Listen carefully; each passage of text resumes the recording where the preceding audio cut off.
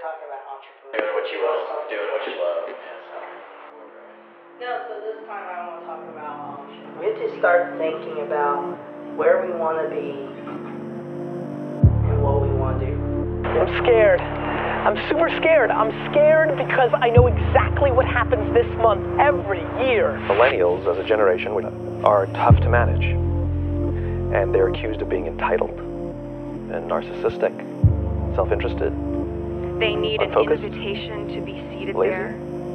And in some cases, But entitled is the big one. where this isn't available, well then you know what? Then they need to create their own table. Just try as many things possible. Go get a job, get experience while you still have time. Learn from others. When work doesn't feel like work anymore and it's a vacation every day, that's when you know you're in your sweet spot.